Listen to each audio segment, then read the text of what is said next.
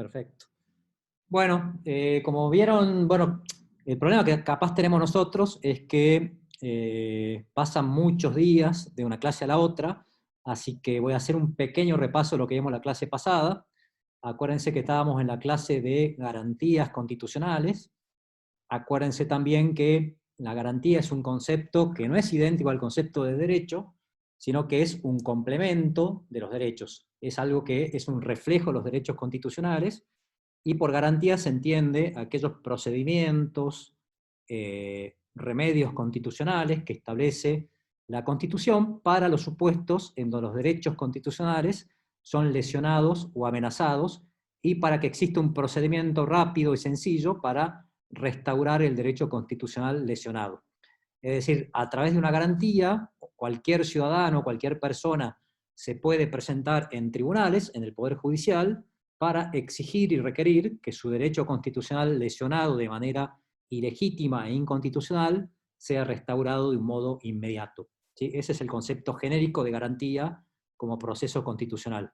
Acuérdense también que hay otro concepto de garantía que tiene que ver con la garantía o los remedios o las protecciones que tiene cualquier ciudadano o persona que se encuentra sometida a proceso judicial para evitar que sus derechos sean lesionados por el propio Estado.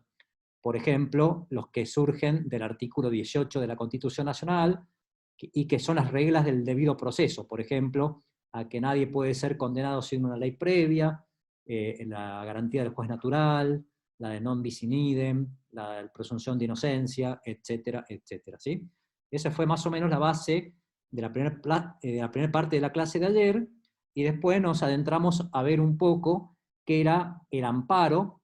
Recordamos que existían tres tipos de garantías procesales constitucionales, que eran el amparo, el habeas corpus y el habeas data, y la clase pasada vimos con cierto detenimiento el amparo, y lo vimos primero porque el amparo es una garantía genérica, es decir, que protege todos los derechos constitucionales que no están específicamente protegidos por el habeas corpus y por el habeas data. Es decir, por eso es genérica, porque genéricamente protege cualquier otro derecho constitucional. Por ejemplo, cuando se lesiona la salud, el derecho al trabajo, el derecho a circular, el derecho a la vida, el derecho a la integridad física, etcétera, etcétera, se puede interponer, se puede recurrir a la garantía del amparo para restaurar ese derecho constitucional, ya sea que esté lesionado, restringido o simplemente amenazado, porque el derecho también tiene un rol de prevención, es decir, antes que el derecho se lesione, el derecho también puede operar para evitar esa lesión al derecho en juego. Y sobre todo este principio preventivo adquiere una dimensión muy robusta, muy importante, cuando se trata de derechos fundamentales, como los derechos constitucionales, porque son los derechos más importantes que pueden tener las personas y los ciudadanos. Acuérdense también que cuando vimos amparo, vimos que existían dos tipos de amparo, el amparo individual y el amparo colectivo. El amparo individual era el que protegía los derechos, sobre todo de primera y segunda generación, es decir, los derechos individuales que tiene la persona como individuo, derecho a la salud, derecho a la propiedad privada, etc. Y el amparo colectivo era aquel amparo que protegía los derechos colectivos de las personas. Paradigmáticamente, y el ejemplo más común, es el derecho ambiental, porque como vimos, el derecho ambiental es un derecho colectivo porque el ambiente no es susceptible de ser apropiado por una persona, ni tampoco es susceptible de ser dividido. Si se contamina el ambiente, se está perjudicando a una comunidad, a una colectividad, o al menos a un grupo de personas que son los vecinos del lugar contaminado. Y si se repara ese derecho, se está beneficiando también a ese colectivo, comunidad o lo que fuera. También vimos que jurisprudencialmente se había creado también un tipo de amparo colectivo que tenía que ver con estos llamados derechos individuales homogéneos, que son derechos individuales, es decir, que corresponden a cada una de las personas en particular, por ejemplo, el derecho a propiedad, pero por un contexto determinado se pueden colectivizar y es beneficioso y preferible que se colectivicen. El ejemplo clásico es el tema de los derechos de usuarios y consumidores, porque existe una red de usuarios y consumidores que reciben servicios públicos de manera genérica, y que una lesión a un solo consumidor puede implicar una lesión a todo un grupo numeroso de consumidores. Por ejemplo, el que daba la clase pasada es la sobrefacturación de una cuenta de, por ejemplo, luz, que es una sobrefacturación de muy poco dinero, pero que afecta a millones de usuarios, con lo cual la ganancia de la empresa es millonaria. Entonces, ese amparo puede ser colectivizado y puede protegerse en un solo proceso judicial ante un único juez, ¿sí? Entonces están los colectivos propiamente dichos y los individuales homogéneos que por ciertas circunstancias pueden colectivizarse porque así está dado o conviene por el contexto en el que se insertan. Esto fue más o menos y a grandes rasgos lo que vimos en la clase pasada.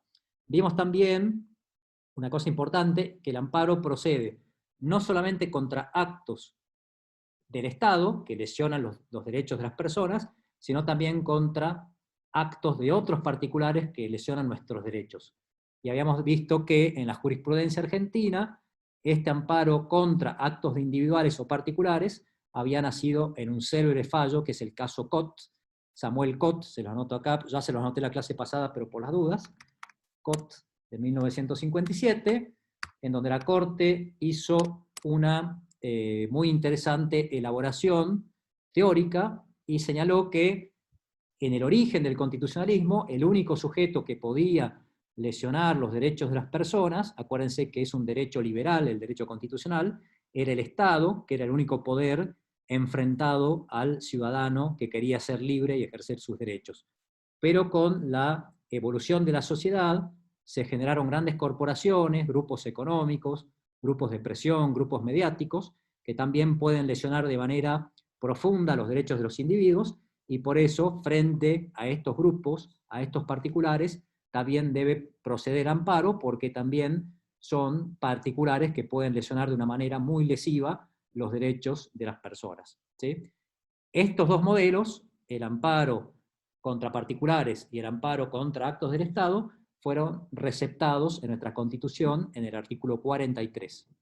Y acuérdense que la legitimación, es decir, quién puede interponer la acción procesal, el proceso constitucional del amparo, es cualquier persona afectada, es decir, la persona que está afectada en sus derechos constitucionales, es la que está legitimada. Cuando hablamos de legitimada, queremos decir a quién le reconoce el derecho, el ordenamiento normativo, para presentarse en tribunales y promover el proceso o la demanda, ¿sí? Las personas que no están legitimadas no pueden hacerlo, las personas que sí están legitimadas sí pueden hacerlo. Esta fue, a muy grandes rasgos, la síntesis de la clase pasada. En esta clase vamos a abordar las otras dos garantías procesales constitucionales que nos quedan, que son el habeas corpus y el habeas data. Yo no sé si hay alguna duda de lo que les dije recién, lo que vimos en la clase pasada. Si quieren, pregúntenme ahora, porque la idea es ahora avanzar y ya no volver a tocar el amparo, que es, en cierto sentido, la garantía más importante de todas, porque es la más genérica, es la que más derechos protege, ¿sí? Si hay alguna duda, les dejo un segundito para que me pregunten, y si no hay ninguna duda, seguimos viendo ahora el habeas corpus, ¿sí? Profe, Sí, escucho. la persona afectada debe demostrar que ha sido, valga la redundancia, afectada para poder hacer uso de ese amparo. Es una buena ¿Tiene que pregunta. tener pruebas? Es una buena pregunta, y hay una respuesta que es un poco compleja para ustedes que no son estudiantes de Derecho, pero se las voy a dar. Digamos, si uno lee el artículo 43, lo voy a buscar, así se los leo, van a ver que el artículo 43 dice, toda persona, así empieza, con lo cual la legitimación es a toda persona afectada, ¿no? Toda persona puede interponer acción expedita y rápida de amparo, y dice, en la parte que a mí me interesa, con arbitrariedad e ilegalidad manifiesta, ¿sí? Utiliza la palabra manifiesta. El acto que lesiona al derecho constitucional tiene que ser manifiesto, tiene que ser claro que hay una lesión al derecho constitucional o una amenaza al derecho constitucional. ¿Y esto por qué, digamos? Y tiene que ver con la cuestión probatoria, debe ser de muy fácil prueba. ¿Por qué? Porque la otra parte que tiene este proceso es esta que les voy a leer ahora. puede interponer acción expedita y rápida. Es decir, las acciones constitucionales son acciones que se tienen que resolver de manera muy rápida. No pueden ser procesos largos. Y por eso se exige como contrapartida a la rapidez del proceso que la lesión al derecho sea muy clara, ¿sí? Porque si no es muy clara, precisamente se debe probar con distintos medios de prueba, pericias, testigos, informes y demás, que se ha lesionado el derecho. Y eso exige, obviamente, un proceso largo. Por lo tanto, no procedería allí un amparo, sino que debería proceder un mecanismo, un proceso ordinario, civil, penal, administrativo, digamos, de la naturaleza que fuera el conflicto, ¿sí? En principio, los procesos constitucionales solamente protegen la lesión, restricción o amenaza de derechos cuando esta lesión, restricción o amenaza es manifiesta, ¿sí? Por darles hay muchos ejemplos, pero por ejemplo, hay una persona con cáncer que se está muriendo, que necesita un tratamiento urgente, y la obra social no se la quiere cubrir. No hay nada que probar porque la persona tiene cáncer, tiene su certificado, la obra social reconoce que tiene cáncer, es un afiliado y está catalogada como un enfermo de cáncer, pero por motivos X, puede ser una reglamentación o lo que fuera, la obra social no le quiere reconocer el tratamiento. ¿Es manifiesto? Sí, claramente es manifiesto, no hace falta producir prueba. Por lo tanto, no hace falta que el proceso se extienda. Otro ejemplo de derecho ambiental, si quieren. Hubo un caso que se llama el caso Mendoza, en donde vecinos de la ciudad autónoma de Buenos Aires litigaron contra el Estado de Buenos Aires y contra el Estado Nacional por la contaminación del riachuelo. ¿Hay alguna duda de que el riachuelo está contaminado? Ninguna. Desde el olor que tiene hasta el color que tiene. Está reconocido absolutamente por todo el mundo. Con lo cual, tampoco se requiere una prueba en ese caso, ¿sí? O una prueba por lo menos que pueda hacer demorar el proceso. Otro ejemplo, hay una tala indiscriminada de árboles. Se interpone un amparo ambiental, un amparo colectivo, para frenar la tala.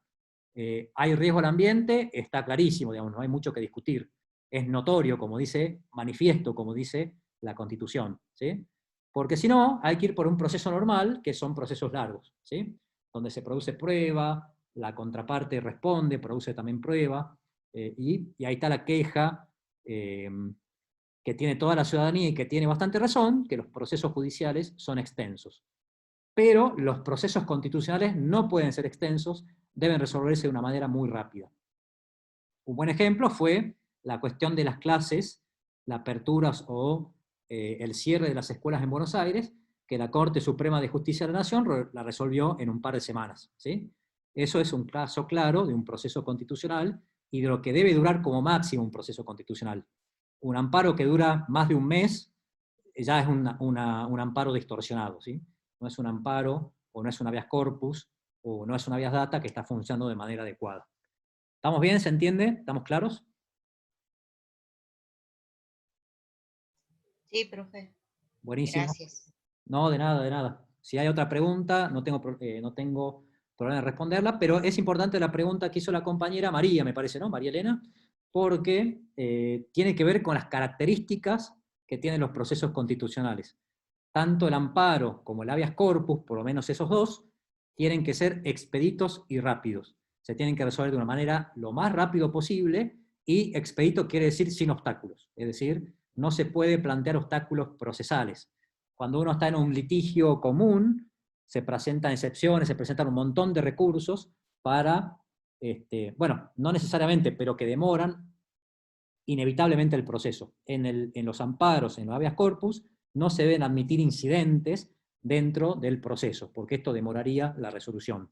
Y tiene que ver también con la claridad, que preguntaba recién la compañera, de la prueba, ¿sí? Está casi probado, hace falta producir una prueba muy sencilla respecto de la lesión al derecho constitucional, ¿sí? Esto se repite también en el habeas corpus, como vamos a ver ahora, ¿sí? Bueno, pasemos entonces al habeas corpus. Lo voy a anotar acá por las dudas, por si alguien no sabe cómo se escribe. Son palabras todas que están en latín. Habeas corpus quiere decir, en latín, literalmente, tienes tu cuerpo, eres dueño de tu cuerpo, ¿sí? Y el habeas corpus es la garantía constitucional más antigua de todas. Hay algunos antecedentes en el derecho romano, algunos encuentran allí los antecedentes del habeas corpus, pero claramente, alrededor del año 1300, aparece en la Carta Magna de Inglaterra ya el remedio claramente delineado del habeas corpus como un remedio que tiene cualquier persona cuya libertad física ambulatoria está lesionada, restringida o amenazada. Acuérdense que estas son las tres situaciones que pueden tener los derechos constitucionales para que proceda un proceso constitucional, una garantía constitucional en su resguardo.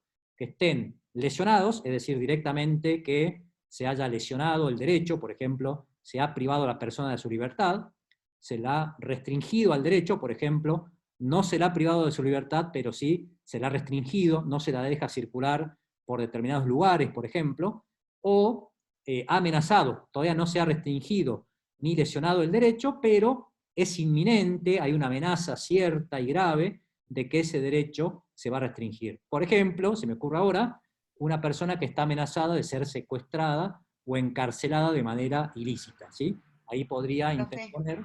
Sí, lo que pasó en Formosa, sí, que vio que los llevaban y los confinaban eh, sin ninguna razón o porque sin querer tuvieron contacto o tal vez no, pero los levantaban de la calle con los hijos menores y eso estaba lesionando un derecho, ¿que no? claro, claro. De hecho, hubo varios habeas corpus por la situación de Formosa.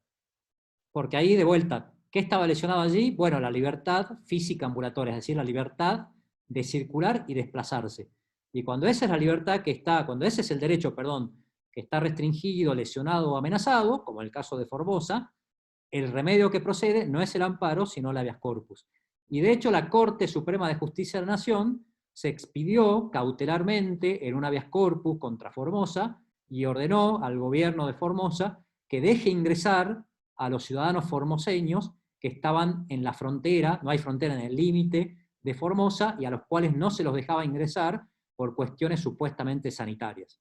No sé si recuerdan eso, pero la Corte Suprema de Justicia de la Nación ordenó y Formosa tuvo que dejar ingresar a esos ciudadanos formoseños que, de una manera escandalosa, a mi modo de ver, no se les permitía el ingreso a su propia provincia, ¿sí?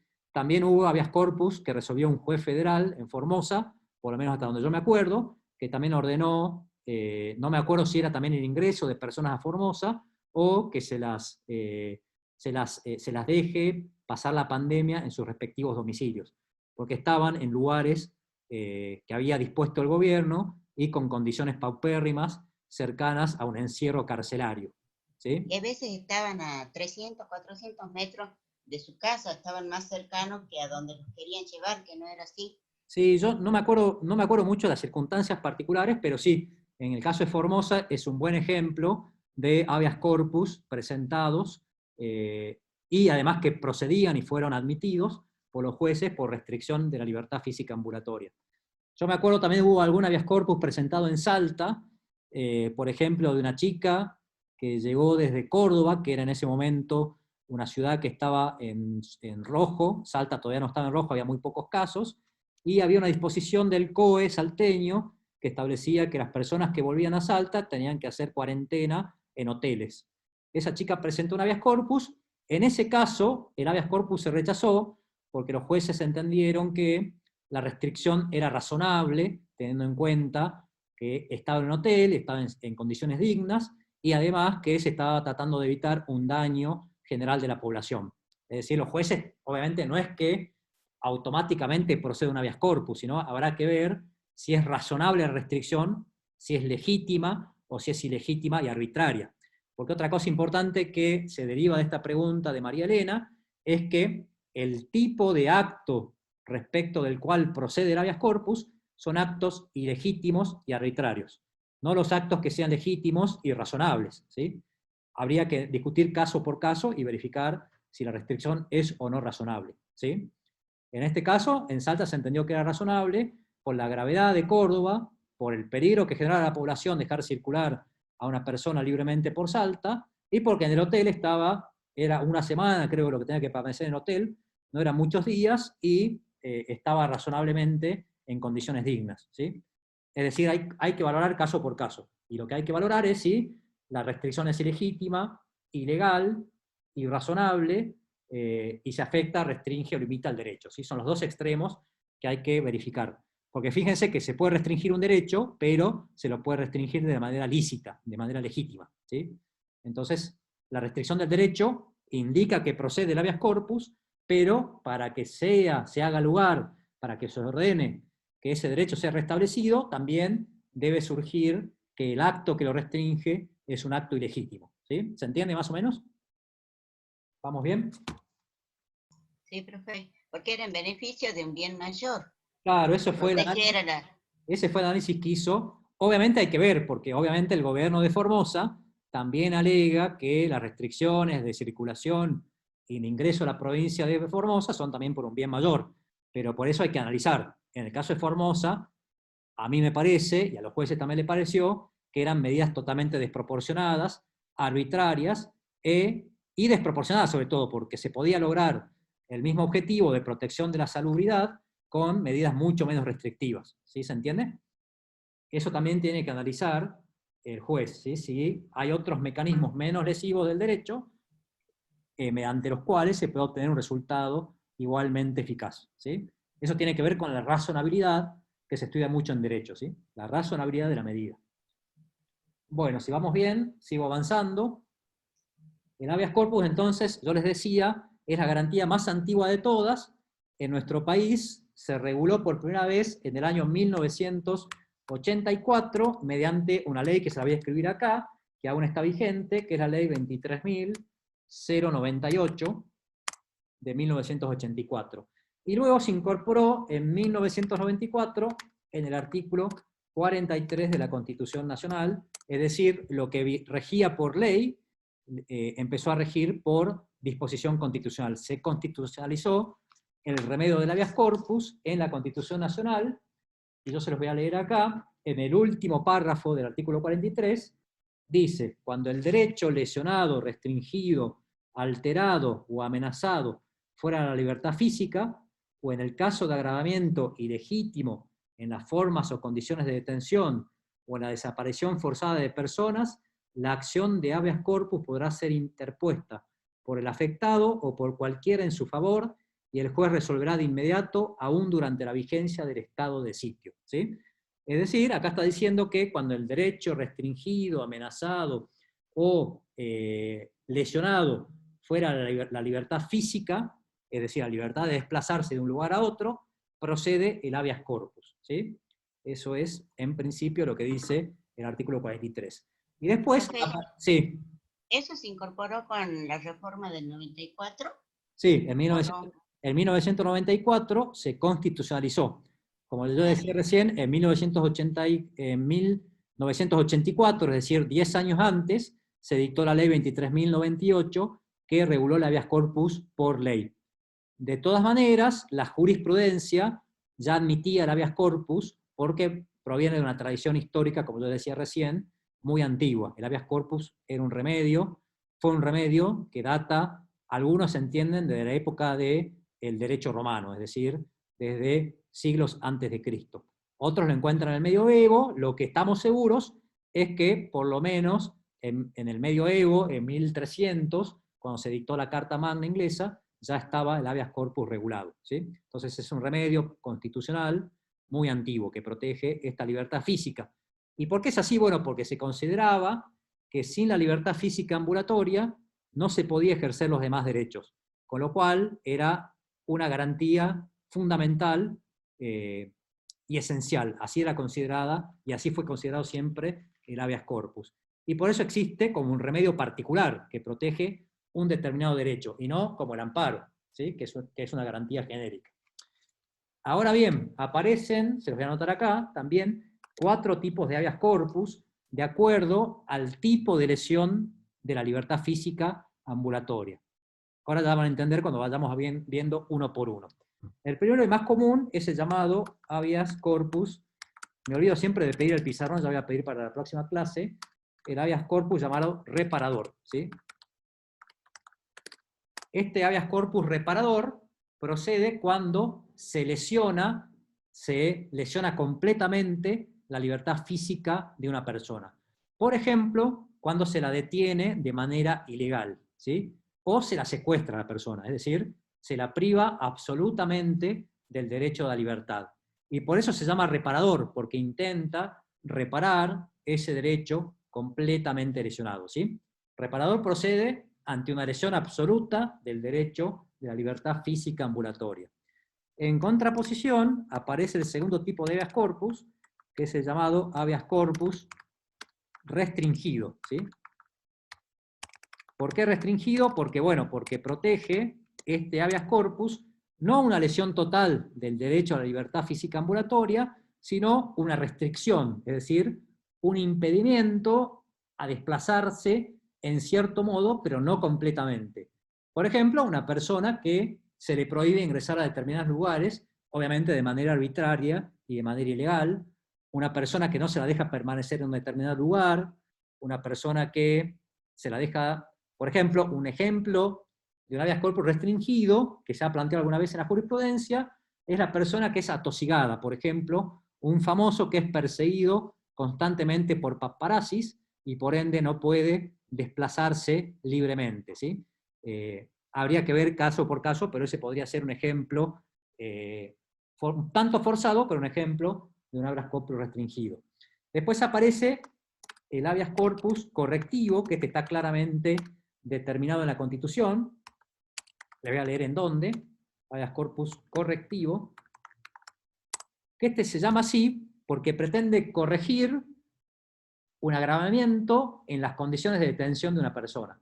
Es decir, acá estamos partiendo de la base de que hay una persona detenida legítimamente, por ejemplo, una persona condenada o una persona con prisión preventiva, y se le agravan de manera ilegítima y arbitraria sus condiciones de detención.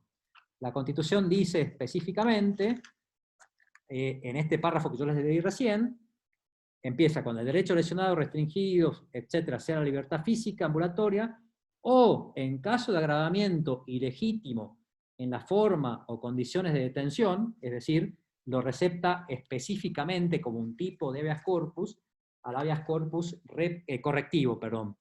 Por dar un ejemplo, a un determinado preso no se le da comida, no se le deja salir a los recreos, no se le deja realizar actividades esparsivas, no se le permite leer correspondencia, se lo castiga de manera ilegítima. En esos casos procede ante los jueces el habeas corpus correctivo, no para liberar a la persona, sino para que siga detenido, pero con condiciones dignas y de acuerdo a la Constitución, y también de acuerdo a la Ley de Ejecución Penal, que es la 26.640, perdón, 24.640. Más o menos se entiende esto, ¿no es cierto? Es decir, acá se parte de la base de que la persona está con su libertad privada, pero esa privación es legítima. Lo que es ilegítimo es el agravamiento de sus condiciones o forma de detención. ¿Sí? Profe, Sí, escucho. con respecto al habeas corpus restringido, Sí. los lugares que ponen el cartel de derecho de admisión, Sí. ¿eso sería un ejemplo o no? Estoy pensando. Porque estoy pensando si no procedería un amparo ahí. Podría ser un habeas corpus, en el sentido que no se lo deja circular libremente y se le impide el acceso a determinados lugares. Pero también podría ser un amparo, porque allí podría estar operando un caso de discriminación, por ejemplo, ¿sí? Si hay un caso de discriminación, procede el amparo porque se está protegiendo un derecho distinto a la libertad física ambulatoria. Yo ese ejemplo lo veo mucho más como un caso de amparo, porque me cuesta pensar en algún criterio de que se impida ingresar a una determinada persona a un determinado boliche, por ejemplo, que es el caso típico, sin que haya una cuestión de discriminación en el fondo. ¿Sí? No sé si están de acuerdo, pero me parece que ahí estaría en juego el derecho a no ser discriminado, más que el derecho a la libertad física ambulatoria. Habría que ver, podría ser un caso, tendría que pensar, digamos, pero me parece mucho más claro un derecho, una lesión, un amparo por lesión al derecho a no ser discriminado. ¿Sí? En principio yo, y de hecho creo que en algún caso se presentó un amparo por esa cuestión. ¿Sí? Habría que verlo. Y por último está el llamado habeas corpus preventivo, ¿sí? Que como su nombre lo indica, tiende a prevenir una lesión, una restricción o un agravamiento ilegítimo en las condiciones de detención de la libertad física ambulatoria. Es decir, el derecho no se ha lesionado aún, pero hay una amenaza de que ese derecho va a ser lesionado.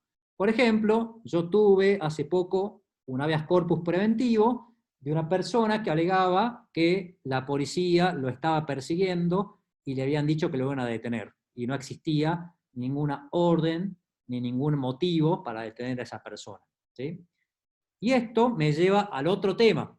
Digamos, el habeas corpus hay que leerlo en consonancia con el artículo 18 de la Constitución Nacional, porque acuérdense que el artículo 18 de la Constitución Nacional establece las garantías de las personas sometidas a proceso, y entre ellas establece que una persona solamente puede ser detenida legítimamente mediante orden, se lo anoto acá de vuelta, de autoridad competente, ¿no es cierto? Así dice el artículo 18, como vimos en la clase pasada.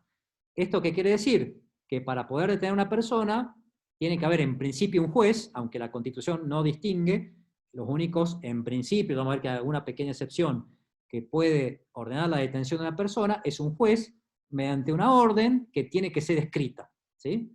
Si no es escrita, también es una orden inválida.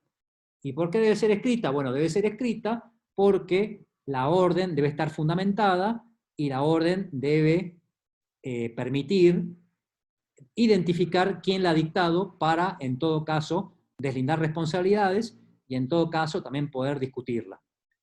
Por ende, estoy refiriendo a que la orden de detención debe estar completamente fundamentada, porque es uno de los actos más delicados que puede hacer la judicatura, que es detener a una persona, y por ello debe estar estrictamente fundamentado en la ley. Por ejemplo, el Código Procesal Penal permite las detenciones cuando existe peligro de fuga o peligro de entorpecimiento de una determinada investigación. Si existen esos peligros, el juez válidamente puede dictar una orden escrita para detener a una persona, y ese sería el requisito que se exige. Si no está la orden escrita de autoridad competente, entonces se presupone que la detención es ilegítima y por ende procede el habeas corpus, ¿sí? Ahora hay algunas excepciones a la orden escrita.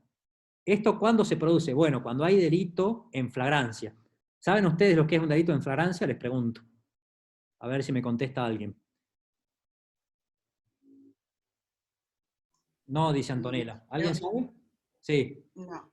Yo No, lo escuché, pero no me acuerdo. no se acuerdan qué es. Bueno, Cuando una persona es sorprendida haciendo un delito. muy bien, Iñaki, eso es. Sí, sí, Es sí, cuando bien. una persona está sorprendida, en principio, cometiendo un delito. Luego, los códigos procesales también permiten que sea también inmediatamente después, por ejemplo, cuando una persona es perseguida, o también está el delito infragante y presunto, que es cuando a una persona se le encuentra con elementos que den cuenta de que ha cometido un delito. Por ejemplo, se ve a una persona caminando a las 3 de la mañana con un plasma en la mano y con actitud sospechosa, ¿sí? En esos casos se permite la aprehensión, que no se llama detención sino aprehensión, incluso por la policía e incluso por cualquier particular. Las leyes penales procesales permiten, en los casos de flagrancia, a que cualquier ciudadano produzca la detención o la privación de la libertad de la persona que está cometiendo el delito. ¿Y esto por qué? Bueno, por razones obvias, porque la ley trata de prevenir el delito, ¿sí? Lo que sí establecen todos los códigos en consonancia con la Constitución es que inmediatamente después de producida la detención, en flagrancia, se debe poner inmediatamente a disposición de la autoridad judicial para que el juez decida si esa detención ha sido legítima o ilegítima. Y si ha sido ilegítima, debe ordenar la libertad inmediata de esa persona con su libertad restringida, ¿sí? Es decir, dentro de la prevención del delito se intenta, no obstante ello, proteger las garantías constitucionales de las personas, en este caso, a circular libremente y no ser detenido de manera ilegítima. Los códigos determinan distintos plazos. Por ejemplo, el Código Salteño y la Ley Orgánica de la Policía de la provincia determina que solamente se puede tener aprendida una persona por el plazo máximo de 6 horas, con lo cual, dentro de ese lapso, debe intervenir el juez de turno, el juez penal de turno, y determinar si va a quedar detenida esa persona o se la va a liberar, ¿sí? Y ahí sí debe dictar la orden escrita, que en este caso, y es el único supuesto en donde la orden de detención es posterior a la detención misma, ¿sí? Eso es importante. También hay un supuesto, no sé si ya lo vieron, en donde puede detener el presidente de la Nación. No sé si ustedes saben, les pregunto de vuelta, ¿saben cuándo puede detener el presidente de la Nación Argentina? Es un instituto de emergencia. No. Es durante el estado de sitio. Durante el estado de sitio, que está regulado en el artículo 23, el presidente de la Nación, es decir, el Poder Ejecutivo, puede producir detenciones, las cuales, y por eso, también es importante esto decirlo, el artículo 43 de la Constitución Nacional, en su última parte, dice esto. La acción de habeas corpus podrá ser interpuesta por el afectado o por cualquiera en su favor. Y el juez resolverá de inmediato, ¿sí? El juez resolverá de inmediato, aún durante la vigencia del estado de sitio, ¿sí? Es decir, que aunque estemos en estado de sitio y el presidente de la Nación detenga una persona, la persona detenida puede interponer un habeas corpus para que un juez determine si esa detención ha sido o no ha sido legítima, ¿sí? Es decir, que incluso en estos institutos de emergencia, que por razones de guerra, de conmoción interior, se le permite al presidente, por razones de urgencia, proceder a detenciones para mantener el orden constitucional, los jueces pueden y tienen que revisar la legitimidad de esas detenciones ordenadas por el presidente, ¿sí? ¿Vamos bien? ¿Se va entendiendo? Profe, yo tenía una consulta. Sí, sí, decime, Iñaki. El estado de sitio es lo mismo que el estado de guerra, ¿verdad? Yo diría que sí, lo que pasa es que estado de guerra no existe con esa palabra en nuestra Constitución. En algunos países se habla de estado de guerras, hay distintas denominaciones, estado de alarma, ley marcial, que no es exactamente lo mismo, pero en algunos países existe. Pero en nuestro país es el estado de sitio, que es el instituto de emergencia más grave de todos. Y precisamente es el más grave de todos porque permite que el presidente detenga personas, ¿sí? Por ejemplo, cuando estamos en una guerra interna o externa y hay un mal funcionamiento absoluto del orden constitucional y por ende el Poder Ejecutivo debe tomar medidas muy urgentes y muy radicales para poder restaurar el orden constitucional, ¿sí? Pero aún en esos casos de absoluto desorden, esas detenciones deben y pueden ser revisadas, ¿sí? Por eso el artículo 43 aclara que ni aún en estado de sitio se suspende el habeas corpus. Se suspenden otros derechos, en el estado de sitio se suspenden los derechos. Por ejemplo, el derecho a circular es uno de los primeros derechos que se suspenden en los estados de sitio. Por ejemplo, cuando hay una sedición o una guerra interna, lo primero que hacen las autoridades es decir, no haya nadie en la calle porque tengo que sacar el ejército para controlar la revolución, la sedición que esté sucediendo en ese momento. Pero si aún en ese contexto se produce la detención de una persona, los jueces deben revisarla, ¿sí? Así establece nuestra Constitución Nacional.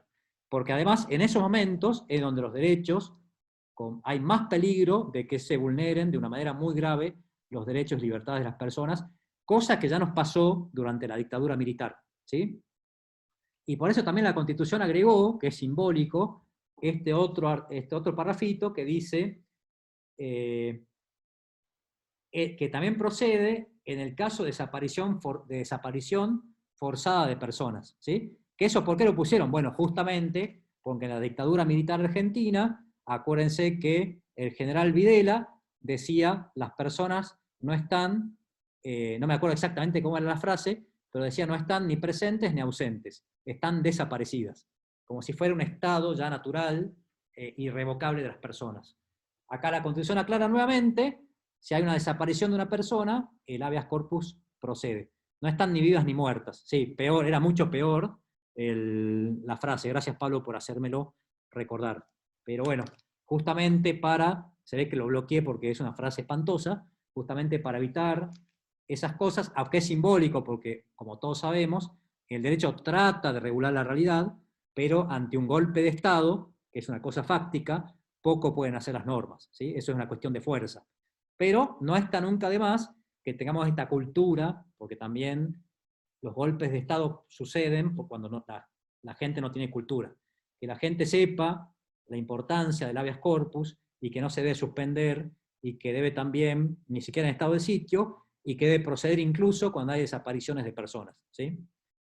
Y esto también explica, y me viene bien para conectar con la última característica del habeas corpus, que lo voy a poner acá, que es una acción, perdón, ahí no sé qué hice, una acción de tipo popular.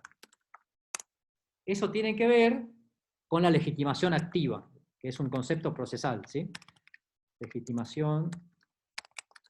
Yo les decía recién, cuando uno habla de legitimación activa en derecho procesal, se pregunta quién es la persona que está legitimada, que tiene la facultad, que tiene la potestad para concurrir a tribunales e interponer una demanda cualquiera. En este caso estamos hablando de un habeas corpus. El habeas corpus, según nuestra Constitución, es popular, es decir, cualquier persona, sea afectada o no afectada, que advierta la situación, puede interponer un habeas corpus. Generalmente el derecho exige un interés para poder interponer una acción, es decir, que la persona esté afectada. En el habeas corpus, no. Cualquier persona puede interponer un habeas corpus y los jueces están obligados a recibir esa acción constitucional. ¿Por qué? Por razones obvias, porque si la persona está con su derecho restringido, lesionado o amenazado, muy probablemente no pueda presentarse a tribunales para reclamar la restauración de su derecho. De manera obvia, si esa persona está desaparecida o con su derecho completamente lesionado, ¿sí? De manera no tan obvia, pero con muchos obstáculos, si tiene su derecho amenazado o restringido. Y eso ha llevado a la Constitución a establecer que cualquiera en su favor, dice el afectado o cualquiera en su favor, es decir, cualquier persona, cualquier ciudadano, no ciudadano, extranjero, lo que fuera, puede presentarse a tribunales y plantear un habeas corpus, ¿sí? Y también, como yo les decía anteriormente, los procesos constitucionales, porque protegen derechos muy importantes, no requieren formalidades, porque además deben ser expeditos. Es decir, pueden incluso ser presentados in voce, a viva voz, en un juzgado, ¿sí? No hace falta tener un abogado, no hace falta que sea una presentación técnica, no hace falta nada, hace falta simplemente presentar, hacer conocer al juez que hay un derecho lesionado y que debe actuar de manera inmediata para proteger ese derecho, ¿sí? Eso también es importantísimo. Bueno, si está claro, les dejo que me hagan alguna pregunta de habeas corpus si en algo no se entendió, y si no ya pasamos, aparte no nos queda mucho tiempo, al habeas data, ¿sí? Es el remedio constitucional más moderno de todos, es el último que se incorporó, y en nuestra Constitución se incorporó directamente en el 94, antes no existía el habeas data, fue una novedad de la Constituyente de 1994, y está regulada en el tercer párrafo del artículo 43. Sin ese nombre, hay una explicación muy compleja de por qué no se llama habeas data, pero es un habeas data técnicamente, ¿sí?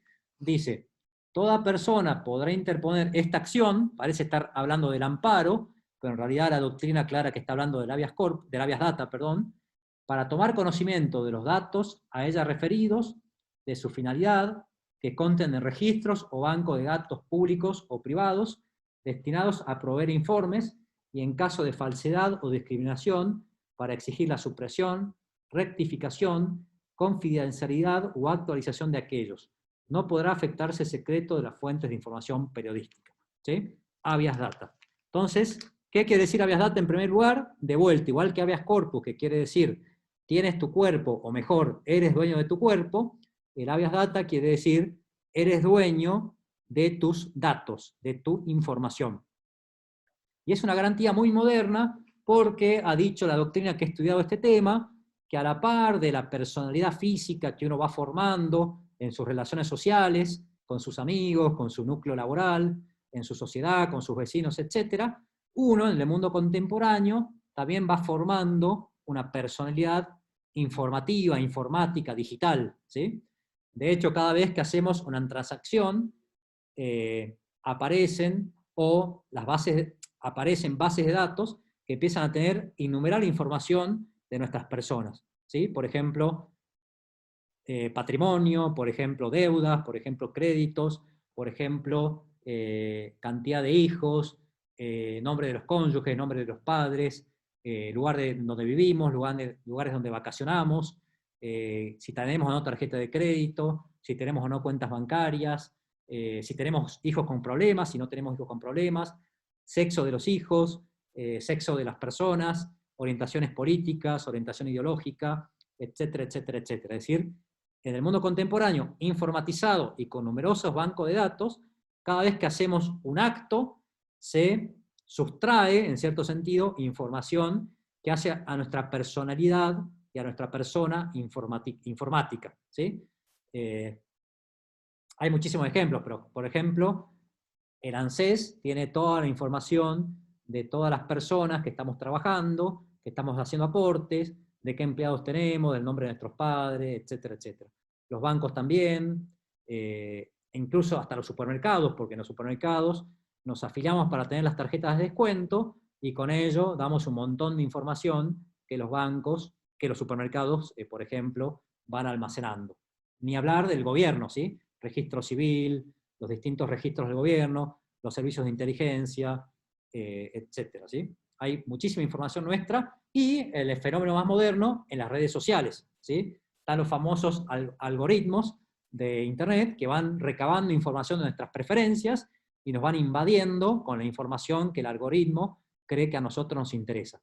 O, por ejemplo, estas famosas filtraciones de datos de Facebook, de Google, o lo que fuera, ¿sí? Que tienen datos nuestros supuestamente protegidos, pero por errores se filtran y un montón de compañías, personas y empresas empiezan a tener información de nuestra configuración personal, ¿sí? Que hacen a nuestra vida personal. ¿Se entiende más o menos esto, no es cierto?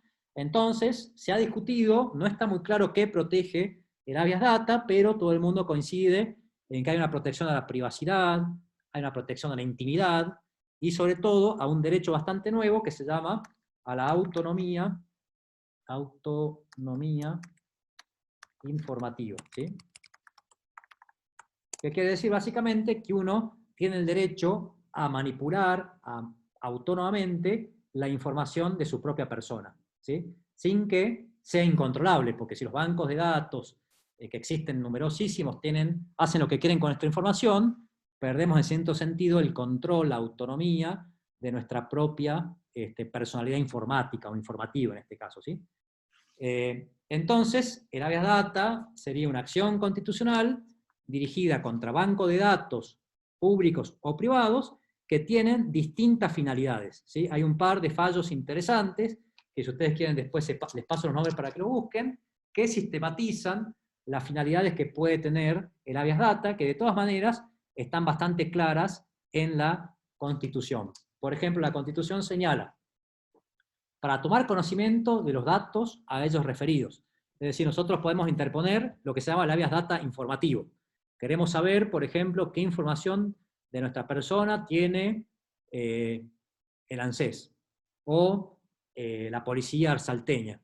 A ver si tenemos en nuestra planilla puntual alguna información que queremos saber qué información nuestra tiene. Entonces, interponemos un determinado banco. Queremos saber qué información tiene el banco macro de nuestra persona. Entonces, interponemos el habeas data informativo, que nos digan qué información tiene. Esa es la finalidad que buscamos, ¿sí? Después yo podré analizar qué hacer con esa información, ¿sí? Tomar conocimiento de los datos a ellos referidos y de su finalidad, es decir, qué quieren hacer estos bancos de datos con nuestra información, para qué la están acumulando, para qué la tienen, ¿sí? Si es una finalidad que no nos molesta, la dejamos ahí. Si es una finalidad que nos molesta o que es ilícita, podremos, ya vamos a ver, tomar distintos temperamentos, ¿sí? Después dice, en caso de falsedad o discriminación, para exigir la supresión, rectificación, confidencialidad o actualización de aquellos. Bueno, acá no está tan claro, pero el habeas data tiene la finalidad primero de saber qué información nuestra tienen los bancos de datos, para qué la tienen, y si descubrimos que hay información inexacta, podemos ordenar a través de esta acción que esa información inexacta se corrija, ¿sí? Podemos pedir que se corrija. Ahora, si aparece lo que la doctrina, acá se los anoto porque es un dato importante, y la ley también de acceso a la información llama datos sensibles, ¿sí? Que son datos o información de nuestra persona que potencialmente pueden servir para discriminarnos, por ejemplo, orientación sexual, ideología política, preferencias, es decir, todo lo que pueda ser utilizado para discriminar a alguna persona. Otro ejemplo que está muy de moda ahora, enfermedades que la persona tiene, ¿sí? Esa es información sensible porque es información que puede ser utilizada de manera discriminatoria. Y en este caso, se aplican estas posibilidades que da la Constitución, exigir la supresión o la confidencialidad. Es decir, nosotros le podemos pedir, cuando hay datos sensibles, que esos datos sean eliminados de la base de datos. No queremos que esos datos los tenga nadie, es una cosa íntima, y por ende no queremos que estén en una base de datos, o dejamos que esté en la base de datos, pero exigimos su confidencialidad, es decir, que no se la dé a conocer a nadie. Este podría ser el caso típico de un hospital que tiene información de una enfermedad complicada que nosotros tenemos, y le pedimos a ese hospital, que además tiene la obligación por ley, pero por si no lo hiciera, que no difunda bajo ningún punto de vista esa información que es confidencial, ¿sí? Entonces, básicamente, muy genéricamente, esto es el habeas data, que también, muy después de la reforma 94, en la ley 25.326, si alguien la quiere buscar, porque es bastante interesante, 25.326, que es del año 2000, se reglamentó los pormenores del habeas data, y ahí está también la cuestión de los datos sensibles que yo les comentaba recién. ¿Sí? ¿Vamos bien? ¿Se va entendiendo? ¿Estamos bien? Si hay alguna duda me pueden preguntar ahora, y si no, ya les digo cuál es el último tema de esta bolilla, que es el defensor del pueblo, que no sé bien por qué está acá, pero acá está, que está regulado en el artículo 86 de la Constitución Nacional, que es una figura que también se incorporó en 1994 como un refuerzo a la protección de los derechos de las personas, ¿sí? Capítulo 7, Defensor del Pueblo, artículo 86. Dice, el Defensor del Pueblo es un órgano independiente instituido en el ámbito del Congreso de la Nación, que actuará con plena autonomía funcional, sin recibir instrucciones de ninguna autoridad. Su misión, y esto es lo importante, es la defensa y la protección de los derechos humanos y demás derechos y garantías e intereses tutelados en la Constitución y las leyes ante hechos, actos o omisiones de la administración y el control y del ejercicio de sus funciones administrativas. El Defensor del Pueblo tiene legitimación procesal. Y después hay normas, que leanlas ahí, de cómo se designa y cómo se remueve el Defensor del Pueblo. Pero básicamente es una institución, es un organismo que tiene relación con el Congreso, pero no depende del Congreso, y que lo que hace es proteger los derechos humanos y fundamentales de las personas frente a la administración pública, frente al gobierno, ¿sí? En este caso, el gobierno nacional. Y aclara la norma que tiene legitimación procesal, es decir, que puede exigir por vía judicial que se rectifique alguna conducta de la administración que esté lesionando los derechos de las personas. Ejemplo típico de actuación del Defensor del Pueblo es precisamente a través de amparos colectivos, cuando se afecta derechos patrimoniales de las personas, por ejemplo, cuando hubo aumentos inconsultos de gas, de la luz y de los impuestos en general. Los defensores del pueblo, tanto nacionales como provinciales, interpusieron acciones de amparo colectivas para evitar ese aumento que iba a afectar a la población en su conjunto. Ya estamos y media, si hay alguna consulta, tenemos unos minutos, y si no, ya nos vemos la clase que viene. Les dejo unos minutos para que me pregunten, chicos. Profe, Sí. yo escuché que un organismo público como la municipalidad había publicado Sí. los datos de todos los trabajadores, los empleados, con documentos, la remuneración que percibían. Sí. ¿Eso es correcto, no? A mí me parece que no, pero... Sería correcto, porque allí está en juego, nunca es tan sencillo el derecho, ¿no? El derecho siempre hay muchos principios que interactúan. Cuando estamos en la administración pública, rige de manera privilegiada el principio de publicidad. ¿Por qué? Porque esos funcionarios, que son funcionarios públicos, trabajan, son representantes del pueblo y están cumpliendo funciones públicas. Y por eso es derecho de las personas, de todos los ciudadanos, conocer quiénes son las personas designadas y cuánto están ganando. Eso se llama información pública. Y es de interés de toda la población, y es derecho de toda la población saber quiénes son y cuánto ganan. Eso sería información completamente protegida por la Constitución. Ahora bien, si además de esa información se publica, qué sé yo, ideología política, sexo, orientación sexual, ideología, si tienen o no enfermedades, incluso datos de los hijos, ¿sí? Los niños son sujetos protegidos. Si tienen hijos, cuántos hijos tienen. Tal vez si tienen hijos puede publicarse, pero quiénes son, a qué colegios concurren. Es decir, hay límites en el tipo de información.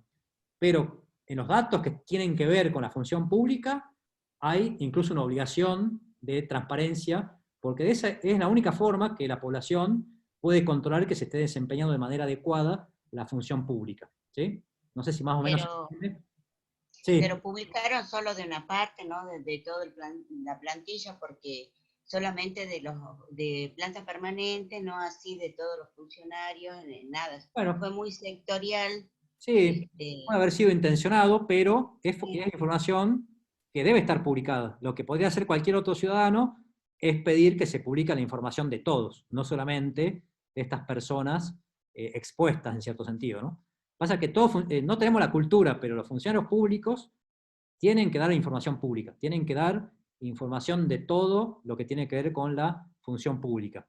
De hecho, algunos países mucho más avanzados que nosotros tienen publicados en las páginas web el nombre de los funcionarios, cuánto ganan, si gastan viáticos, si no gastan viáticos, si piden gastos excepcionales, si viajan, si no viajan, quién le paga los viajes.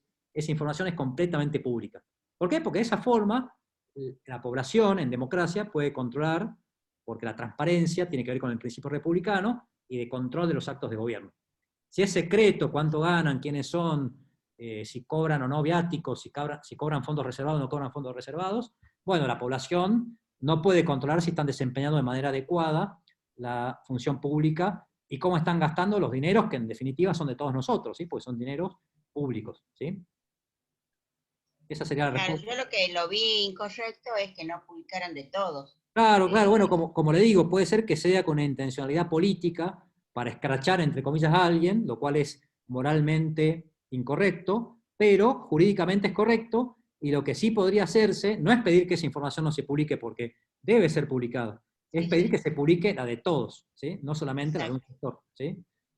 Bien, gracias. De hecho, tenemos muchos problemas en Argentina con acceso a la información, y hay muchos sectores, entre ellos, lamentablemente, el Poder Judicial, que no informa, la propia Corte Suprema de Justicia de la Nación, no informa los montos de los salarios de los jueces, cosa que es completamente inconstitucional y va en contra del principio republicano. Eso no se debería permitir. Pero estamos muy lejos de tener una democracia de calidad. Iremos, espero que lentamente hacia ello en algún momento. ¿Sí? ¿Alguna otra pregunta? Si no, nos vamos a ver el partido y nos vemos. Muchas gracias, Iñaki, muchas gracias, Pablo. Bueno, nos vemos entonces la clase que viene. Acuérdense que si nos vamos a verlo a Messi, que no sé si está jugando, creo que sí, pero bueno, vamos a ver. Y bueno, nos vemos, y ustedes saben que cualquier cosa me pueden preguntar ahí por la plataforma. Así que seguimos en contacto. Que pasen una buena semana, chicos, nos vemos. Igualmente, perfecto. Hasta luego.